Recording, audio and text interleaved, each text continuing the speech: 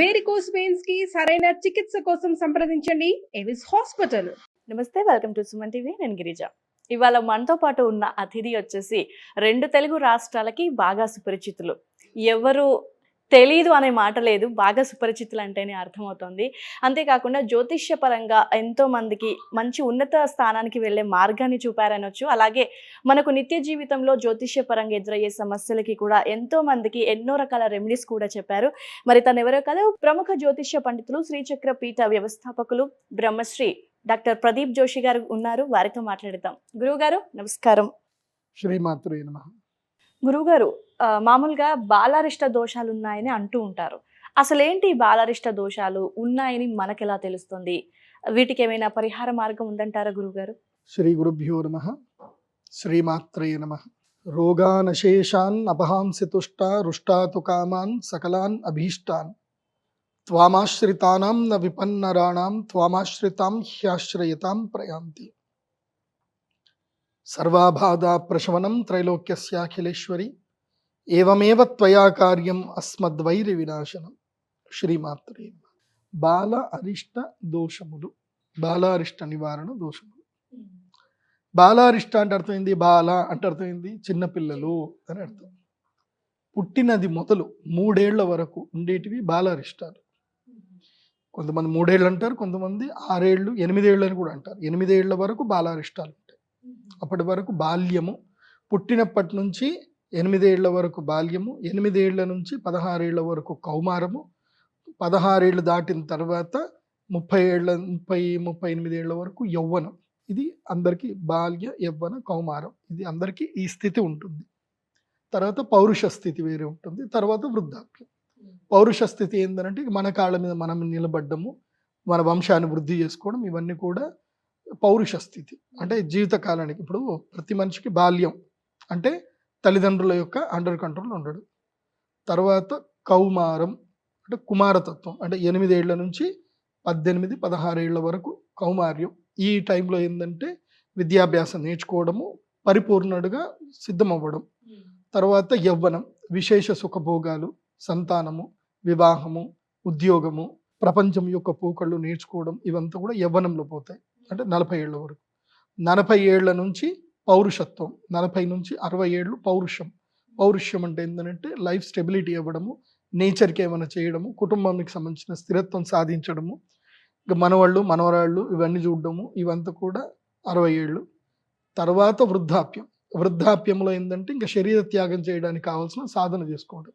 ఇది మనిషి యొక్క life cycle, actually general life cycle. దీంట్లో ప్రతి ఒక్క దశలోనూ అరిష్టాలు ఉంటాయి. కౌమార అరిష్టం ఉంటుంది, బాలారిష్టం ఉంటుంది, యవ్వన అరిష్టాలు ఉంటాయి. తర్వాత వృద్ధాప్యంలోనూ మృత్యుగండాలు ఉంటాయి, పౌరుష అరిష్టాలు ఉంటాయి. సో బాల్యంలో వచ్చే అరిష్టం ఏంటంటే హెల్త్ క్రైసిస్, ముఖ్యంగా హెల్త్ ప్రాబ్లమ్స్, ఇంకా లైఫ్ పోవడమే.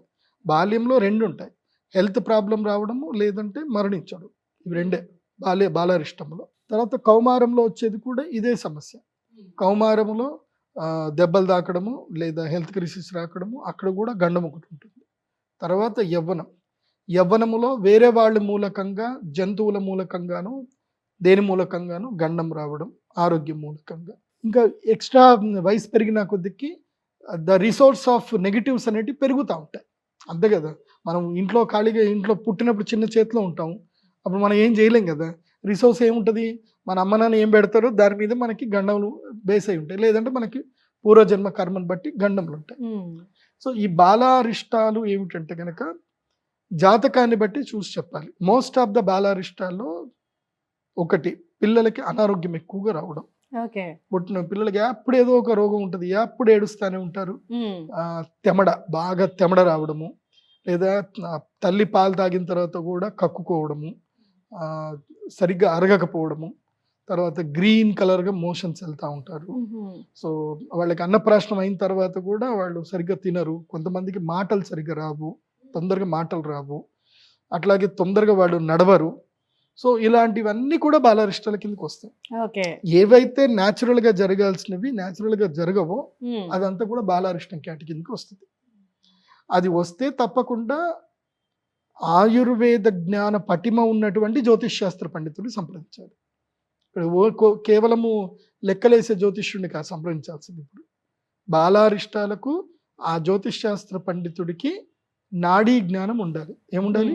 నాడి జ్ఞానం. నాడీ జ్ఞానం అంటే ఆ పిల్లవాడిని చూసి చూడగానే వాడి యొక్క లక్షణం ఏంది, వాడికి ఏ సమస్య ఉంది, కళ్ళతోటి స్కాన్ చేయగలిగారు. అది నేను 3 ఏళ్ళు దాని మీద వర్క్ చేశాను. నేను 3 ఏళ్ళు ప్రతిరోజు అనాటమీ ల్యాబ్కి వెళ్ళడము, డిసెక్షన్ క్లాస్కి అటెండ్ అవ్వడము, human anatomy, human physiology, so ఎలా ఉంటుంది అనేది నేను మణిపాల్ యూనివర్సిటీలో ఎంఎస్సి యోగా థెరపీ నేర్చుకున్నాను. ఎందుకోసం అంటే నేను ఎప్పుడైతే రీసెర్చ్ చేయడానికి వెళ్ళానో, రీసెర్చ్కి వెళ్ళినప్పుడు నా రీసెర్చ్ కంప్లీట్ అవ్వట్లే. నాకు ఇదే నా రీసెర్చ్ ఏంటంటే the planetary influence on human affairs, గ్రహాల యొక్క స్థితిగతి యొక్క ప్రభావము మనుషుల మీద ఎలా పడుతుంది. అది ప్రాక్టికల్గా చెప్పాలంటే మనిషి అంటే ఎవడు తెలియాలిగా. మనిషి అంటే మనిషికి ఎన్ని శరీరాలు ఉంటాయి? అందరు మనిషి అంటే ఒకటే శరీరం అనుకుంటారు. మనిషికి 5 శరీరాలు ఉంటాయి. 5 శరీరాలు. అదేంటి గురుగారు? అన్నమయ శరీరము, ప్రాణమయ శరీరము, మనోమయ శరీరము, విజ్ఞానమయ శరీరము, ఆనందమయ శరీరం. 5 శరీరాలు ఉంటాయి ప్రతి మనిషికి. దీన్ని పంచకోశములు అంటారు. తర్వాత మనిషి శరీరంలో ఎన్ని తత్వాలు ఉంటాయి తెలుసుకోవాలి. మనిషి శరీరంలో 25 తత్వాలు ఉంటాయి. ఆ 25 తత్వము లోపల పంచభూతాలు, పంచ జ్ఞానేంద్రియాలు, పంచ కర్మేంద్రియాలు, పంచ తన్మాత్రములు, మళ్ళీ మనోబుద్ధి అహంకారము, ఈ 3 కూడా దాంట్లో సూక్ష్మ శరీరం కిందకు వస్తాయి. ఈ రెండింటిని డామినేట్ చేయడానికి ఈశ్వరుడు, తర్వాత ప్రకృతి, ఇలా మొత్తం 25 కేటగిరీస్ వస్తాయి. ఇది అంతా తెలుసుకుంటేనే మనిషి, లేకపోతే మనిషి కాదు. మొత్తం 30 ఉంటాయి మనిషి లోపల. 30 అంటే పంచకోశములు. ఈ పంచకోశాలు కూడా తెలుసుకోవాలి. మళ్ళీ త్రిదోషాలు తెలుసుకోవాలి. ఏవి? వాత పిత్త కఫాలు ఎలా ఉంటాయి. సో ఒక మనిషిని చూడగానే ఈ మనిషి యొక్క లక్షణం ఏంది, ఇతనికి ఏ రోగం ఉంటుంది, మనిషి నడక చూసి చెప్పేయచ్చు ఇతనికి ఏ రోగం ఉంది, ఇతను అని చెప్పేయచ్చు. దానికి సాధన చేయాలి. కాకపోతే అన్ని చెప్పడానికి ఉండదు, అదొకటి రూలు. సినిమాలో త్రివిక్రమ్ గారు ఒక మంచి డైలాగ్ చెప్తారు, జ్ఞానం అంటే అంతేరా, చూసినోడు చెప్పలేడు, తెలియనోడికి చెప్పలేడు, తెలియనోడికి అర్థం కాదు. సో చూసినోడు చెప్పలేడు, ఎందుకోసం అంటే వాడికి లిమిటేషన్స్ ఉంటాయి. ఇప్పుడు ప్రతిదీ చెప్పేసామనుకో కొట్టేస్తారు జనాలకి. ఎందుకోసం అంటే దాన్ని అర్థం చేసుకునే కెపాసిటీ ఉండదు. అందుకే అన్ని చోట్ల విజ్ఞానం పనికిరాదు. అన్ని చోట్ల నువ్వే గొప్ప అని చెప్పడం, అన్ని చోట్ల నిజాలు చెప్పడం పని చేయదు. సో అందుకే మనము ఈ యొక్క ధర్మరాజుకి ఒక వేటగాడు వచ్చి చెప్తాడనమాట. కిరాతార్జునీయం అని ఒక గ్రంథం ఉంటుంది. ఇది చాలా మందికి ఈ సినిమాలు చూస్తారు, నేను చెప్పిన ఈ గ్రంథాలు చదవండి. కిరాతార్జునీయం అని ఒకటి ఉంటుంది. ధర్మరాజు అడవిలో ఉన్నప్పుడు వచ్చి చెప్తాడు ఎలా నడుస్తుంది రాజ్యం, ఎలా నడిపిస్తున్నాడు, దుర్యోధనుడు ఎలా నడిపిస్తున్నాడు అని ఒక దూత వచ్చి చెప్తాడు. సూపర్ ఉంటుంది, అది చదవాలి. అట్లాగే విదుర నీతి అని ఒకటి ఉంటుంది, అది కూడా చదవాలి. మంచి ఇలాంటి చదవాలి, పుస్తకాలు ఉండాలి ఇంట్లో. ఎవడైతే పుస్తకాలు క్షుణ్ణంగా చదువుతాడో వాడు ఈ హ్యూమన్ లైఫ్లో సక్సెస్ఫుల్ అవుతాడు. ఈ దిక్కుమాన సినిమాలు, రీల్స్ ఇట్లా ఇట్లా వేసుకుంటూ కూర్చుంటే నిన్ను కూడా అందరూ ఇట్లా ఇట్లా అంటారు. అంతే. నువ్వేంటి అనేది ఒక పర్ఫెక్ట్ మ్యాన్గా తయారవ్వాలి. సో ఈ బాలారిష్టాలు తొలగిపోవాలి అంటే అలాంటి జ్యోతిష్ శాస్త్ర పండితులు సంప్రదించాలి. అతనికి యోగా జ్ఞానం ఉండాలి, ఆయుర్వేద జ్ఞానం ఉండాలి, నాడీ పట్టుకునే తెలిసేగల ఉండాలి. పిల్లలకి నాడి దొరకదు, అది గుర్తుపెట్టుకోండి. ఇది నేను చెప్పిన ఎవరైనా ఆయుర్వేదం చూసేవాడిని అవుతారు, ఏంట్రా చిన్నపిల్లకి కూడా నాడి పడతామని చెప్తున్నావా అంటారు. చిన్నపిల్లకి నాడి దొరకదు, కష్టపడి పట్టుకోవాలి. కడుపు పట్టుకుంటారు, కడుపు పడతారు, సో ఇక్కడ పడతారు. సో చాలా ఉంటుంది నాడి చూడడానికి. సో అలా బుడ్డ పిల్లల్ని పట్టుకోగానే ఇలా చేతులు ముట్టి కాళ్ళు ముట్టి చెప్పేస్తాము, అదంతా స్పర్శతోనే తెలిసిపోతుంది. వీడేంటిది అనేది మా కళ్ళు చూడగానే మాకు తెలిసిపోతుంది. నా కళ్ళే పెద్ద స్కానర్స్. ఎవరన్నా ఇట్లా రాగానే అలా చూడగానే అన్ని టక్ టక్ టక్ మొత్తం వెళ్ళిపోతాయట. అదే సినిమాలో అదే ట్రాన్స్ఫార్మ్ సినిమాలు ఇట్లా చూడగానే మనిషి ఇది ఇది ఇది అని పడిపోతాయి కదా, అట్లా మాకు చూడగానే వీడు కఫ శరీరము, వాత శరీరము, ఓకే కాళ్ళు ఇలా ఉన్నాయి, ఇది ముఖం ఇట్లా ఉంది, పాలభాగం ఇంత ఉంది, కళ్ళు ఇంత ఉంది, సాముద్రిక లక్షణాలు శాస్త్రం. సో చూడగానే తెలిసిపోతుంది. కాకపోతే అందరికి అన్ని చెప్పం, తెలుస్తాయి కానీ చెప్పకూడదు. డబ్బులు ఇచ్చినా చెప్పకూడదు. ఎందుకోసం అంటే లైఫ్ థ్రిల్లింగ్గా ఉండదు అని చెప్పేస్తా. ఎప్పుడు ఎంత చెప్పాలో అంతే చెప్పాలి. అందుకే నేను కన్సల్టేషన్ ఇస్తే 5 years వరకే చెప్తాను. ఓకే 5 years తర్వాత మళ్ళీ 2 అని చెప్తా. అన్నీ అప్పుడే చెప్పేస్తే ఎప్పుడో 10 ఏళ్ళ క్రితం జరిగేదానికి ఇప్పుడు ఏడుస్తా కూర్చుంటాయి మనిషి. జరిగేది ఎప్పుడు జరగక మానదు. కాకపోతే దాన్ని మెంటల్గా మనం రెడీ అయ్యి పెద్దగా అయ్యేదాన్ని చిన్నగా చేసుకోవచ్చు అంతే. జరగక మానదు. అందుకే బాలారిష్టానికి తప్పకుండా పిల్లలు పుట్టగానే జ్యోతిష పండితుడిని సంప్రదించాలి. పుట్టగానే ఎంతవరకు మావాడు ఏమవుతాడు, మావాడికి ఎట్లాంటి పిల్లలు పుడతారు, పెండ్లాం వస్తుందా రాదా ఇవన్నీ అడగొద్దు. పుట్టగానే 5 ఏళ్ల వరకు 5 ఏళ్ల వరకు ఎట్లా ఉంటుంది గురూజీ, వీడి వల్ల ఎవరికైనా గండం ఉందా, వీడి వల్ల మా యొక్క ఇంటికి ఏదైనా అదృష్టం రాబోతుందా, వీడి వల్ల తండ్రికి కానీ తల్లికి కానీ మేనమామకి కానీ మేనత్తకి కానీ తాతకి కానీ ఎవరికైనా కలిసి వస్తుందా, ఎవరికి కలిసి వస్తుంది ఎవరికి కలిసి రాదు, వీడికి ఎప్పుడెప్పుడు గండాలు ఉన్నాయి, వీడి ఆరోగ్య పరిస్థితి ఏంటి, ఏ టైంలో వీడికి ఎలాంటి ప్రికాషన్స్ తీసుకోవాలి, ఇవి మాత్రమే అడగాలి. ఇంతకుమించి ఎక్కువ అడగద్దు. పుట్టిన పిల్లకి వీడు పెద్దగా అవుతాడా, కలెక్టర్ అవుతాడా, డాక్టర్ అవుతాడా, ఇవన్నీ అప్పుడు అడగకూడదు. అప్పుడు అడిగితే వేస్ట్. అవన్నీ కూడా చెప్పను నేను.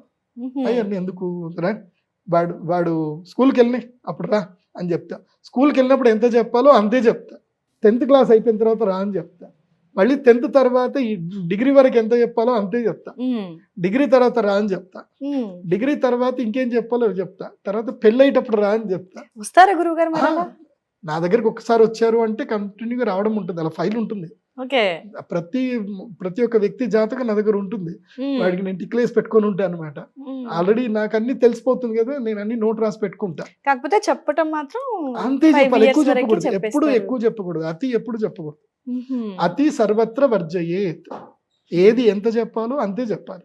ఇప్పుడు ఉదాహరణకి ఒక స్కూల్ టీచర్ ఉన్నారు, తన దగ్గర మొత్తం సిలబస్ అంతా ఉంటుంది. ఒక స్కూల్ టీచర్ కెపాసిటీ ఏంది, మొత్తం సిలబస్ అంతా చెప్పగలుగుతుంది ఆవిడ. టీచర్ కెపాసిటీ ఉంది. కానీ స్టూడెంట్స్కి మొత్తం చెప్పేస్తారా ఒక రోజులో ఒక క్లాస్లో? కావాలంటే ఒక 48 గంటలు టైం ఇవ్వండి, పోరానందని కూర్చోబెట్టి 48 గంటల్లో టోటల్ సిలబస్ కంప్లీట్ చేసి పంపించేస్తా. 48 గంటల్లో 4 సార్లు ఫుడ్ పెట్టండి చాలు, ఇంకా మొత్తం కంప్లీట్ చేసి పంపిస్తా ఉన్నట్టు. కానీ పిల్లాడికి అర్థం అవ్వాలి. సో మెచ్యూరిటీ లెవెల్స్ ఎంతవరకు మెచ్యూరిటీ వచ్చిందో అంతవరకు జాతకం చెప్తూ వెళ్ళాలి. అందుకే ఈ బాలారిష్టాలు ఉన్నటువంటి వాళ్ళకి తప్పకుండా పరిహారాలు చేయించుకోవాలి. ప్రతి ఒక్క మనిషి పుట్టుకకు ఒక కారణం ఉంటుంది. ఏంటి కారణం ఉంటుంది. ఆ వంశంలో ఎందుకు పుట్టాడు, ఆ అనువంశికంగా లెక్కలు తీయాలి. అందుకే ఎప్పుడు కూడా వంశవృక్షము రాసుకోవడము ఒకప్పుడు పద్ధతి. ఇప్పటికీ పద్మశాలి లోపల పద్ధతి ఉంది. పద్మశాలీస్ మెయింటైన్ చేస్తారు. నేను చూసాను, చాలా మంది పద్మశాలి ఇంట్లో చూశాను, కొంతమంది కోమట్ల ఇంట్లో కూడా చూశాను, కొంతమంది నాయుళ్ళు వాళ్ళ ఇంట్లో కూడా చూశాను. కొన్ని ఇళ్లలో అయితే ఉన్నది ఆ పద్ధతి. వంశవృక్షం మొత్తం రాసి పెట్టుకుంటారు. అండ్ తప్పకుండా వాళ్ళ జాతకం ఇవన్నీ కూడా భద్రపరచుకుంటారు ఇంట్లో. అంటే వాళ్ళు ఈయన ఏ నక్షత్రంలో పుట్టారు, ఏం కథ, ఒక చార్ట్ ఉంటుంది వాళ్ళు. మీరు కూడా తప్పకుండా మీ వంశవృక్షం ప్రిపేర్ చేసుకోండి. ఎందుకోసం అంటే మీ ఇంట్లో మీ తాతగారు పుట్టొచ్చు, మీ ముత్తాతగారు పుట్టొచ్చు, అంటే అవే నక్షత్రాల్లో ఆల్మోస్ట్ తెలిసిపోతుంది. పుట్టుక గిట్టుక ఇవి 2 నోట్ చేసి పెట్టుకోవాలి. పుట్టిన టైము, చచ్చిన టైం, ఈ 2 ప్రతి ఒక్క వ్యక్తిని నోట్ చేసి పెట్టుకోవాలి. గిట్టిన టైం బట్టి మళ్ళీ ఏ వంశంలో ఎప్పుడు ఏ రూపంలో ఎక్కడ పుడతారు అని కూడా చెప్పొచ్చు. కాకపోతే అది 100% యాక్యురెన్సీ అయితే ఉండదు. పుట్టిన తర్వాత రావాలి, వచ్చి మా వంశంలో ఎవరైనా అంశతోటి పుట్టాడా కనుక్కోవచ్చు, తెలుస్తుంది. సో దాన్ని బట్టి వాళ్ళకి సంబంధించిన అదృష్టాలు కూడా తెలుస్తాయి. గురుగారు, మరి ఈ బాలారిష్ట దోషాల నివారణ ఏ విధంగా, ఎక్కడ, ఎవరితో చేయిస్తే మంచిదంటారు? తప్పకుండా బాలారిష్టము చేయించిన తర్వాత రక్ష తప్పకుండా తీసుకోవాలి. పిల్లవాడికి రక్ష ఇస్తాం. అది ఒక ప్రత్యేకమైనటువంటి ద్రవ్యముతో చేసినటువంటి రక్ష ఉంటుంది. నల్లతారికి ఒక ద్రవ్యం పెట్టిస్తాం. అది నేను చెప్పాను అనుకోండి, ప్రదీప్ జోషి గారిది కాపీ పేస్ట్ చేసుకొని జోషి గారు చెప్పినట్టుగానే మేము కూడా అదే ఇస్తా ఉండి అని అంటారు. సో ఆ సీక్రెట్ నేను చెప్పను. అది ఒక ద్రవ్యం ఉంటుంది, ఆ ద్రవ్యంతో మేము పూజ చేసి ఆ రక్ష ఇస్తాం. అవి దాదాపు 20 తాళ్ళు ఇస్తాం, దారాలు ఇస్తాం. అందుకోసం అంటే మళ్ళీ మా దగ్గర రాలేరు కదా. సో ఆ పిల్లాడికి ర్యాష్ అది రాకుండా చేయడం కూడా అది ఇస్తాం. తర్వాత ఏవైతే ఉంటుందో ప్రికాషన్స్ కూడా ఇవి చెప్తాం. ఇవి మా శ్రీచక్ర పీఠంలో ప్రత్యేకంగా మాత్రమే చేయిస్తాం. బాలారిష్టాలు ఏంటి ప్రత్యేకంగా, సామూహికంగా చేయించడానికి ఉండదు. ఓకే. బాలారిష్టాలు కావాలంటే మీరు బుక్ చేసుకోవాల్సిందే. ఉమ్, ఎందుకోసం అంటే మీ వంశోద్ధారకురాలు ఉమ్, పుట్టినప్పుడు వాళ్ళ మీద మీరు ఖర్చు పెట్టడంలో అయితే తప్పేం కాదు అని నేను చెప్తాను. ఖర్చు పెట్టుకోవాల్సిందే. ఉమ్, ఎందుకోసం అంటే మీ వంశానికి రాజయోగం రావాలన్నా ఏది జరగాలన్నా దీంతో బిగినింగ్. ఉమ్. సో ఇక్కడ ఇన్వెస్ట్మెంట్ పెట్టాల్సిందే. దీంట్లో మాత్రం పిసినారితనం లేదు. Invest నో చేయటంలో. ఎక్స్క్యూజ్నెస్. ఇక్కడ ఎక్స్క్యూజ్నెస్ లేదు, పిసినారితనాలు లేవు. ఓకే. నేను ఏ విషయంలో అయినా సరే మీరు ఏదైనా ధ్యానం చేసుకోండి ఇవి చేసుకోండి అని చెప్తాను. ఈ విషయంలో చెప్పను. ఎందుకోసం ఓకే. అంటే పుట్టుక ఉమ్, పుట్టుక అనేది గొప్పది. వాళ్ళని ఎలా చేయొచ్చు అనేది మనం మేనిఫెస్టేషన్ చేయొచ్చు. ఉమ్, దాంట్లో జ్యోతిష్ శాస్త్రం ఉంది.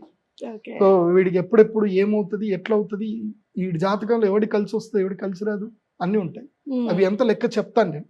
చెప్పినాక పరిహారంలో కూర్చోబెడతాం. ఉమ్, తప్పకుండా ఆ పరిహారము కుటుంబం అంతా కూర్చొని అమ్మవారి సన్నిధానంలో చేసుకుంటే మంచిది. ఓకే. ఎందుకోసం అంటే అమ్మల గన్నయమ్మ, ముగ్గురమ్మల మూల పుటమ్మ, మూలపుటమ్మ. చాలా పెద్దమ్మ.